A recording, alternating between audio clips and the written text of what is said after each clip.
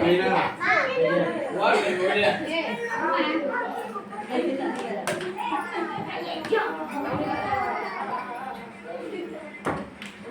அரசே நான் மரமான வாழை அம்மன் ஒரு பேன் அழுது கண்களோட தலை எரித்து கோலமோட ஒரு நேரமோ கேட்டாயா? கேட்டேன் மன்னவா, அது பெண் உங்களிடம் தான் நீதி கேட்டு வந்திருக்கிறார். நீதி கேட்டு வந்திருக்கிறாளா? சரி, அந்த பெண்ணை உள்ளே அனுப்பு.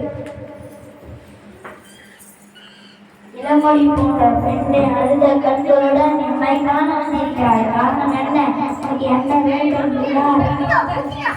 ஆராயது நீதியை வழங்க மன்னனை என்ன யாரென்னு கேட்கிறாய்? சொல்கிறேன் கேள். உலகம் எங்க மன்னன் ஒரு புறம் கவர்த்தான் உடலை தந்த சிறுவன் பச்சினி அறிவையா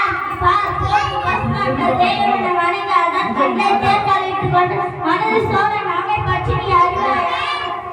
பெண்ணே, நான் கேட்ட வினாவிற்கு நீனும் விடை தரவில்லை. அதை விட்டு விட்டு நீ வேறு கூறிக்கொண்டிருக்கிறாய். மன்னனே, ஏன் நிலை அறிய வந்தானே இப்படி பேசுகிறான்? நான் இதுவரை புகழ்மிக்க மாசாங்குவான் மகனாக என்பது மனைவி நான். ஓ, இப்போது புரிகிறது. அந்த கோவலின் மனைவியா நீ? என் மகனை இகழ்வதற்கு உனக்கு என்ன தகுதி இருக்குது?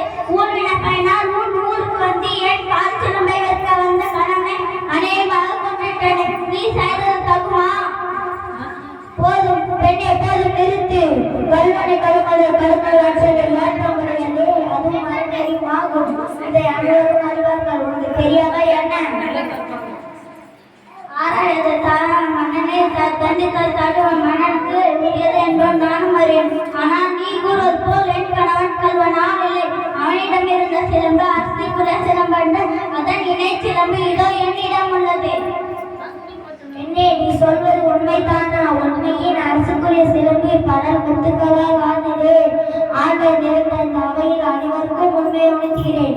யாருடைய கொலையற்ற சிலம்பினை கொண்டு வா.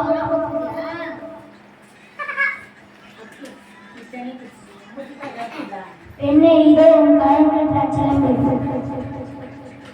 சாதாரண மன்னனே என்று உண்மை கூறிக்கொள்ளும் மன்னனுக்கு ஒரு தவறும் செய்யாத என் கணவனை கொண்டது இதோ என்று இதோ மெய்ப்பிக்கிறேன். இங்கே பார். தாழ்ந்து விட்டேனே பிறர் சொல்ல கேட்டு யானோ அரசன் யானோ கல்வன்.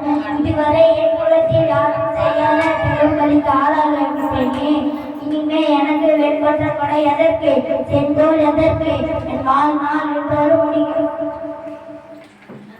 நீங்க பேசிட்டு என்ன வேலை?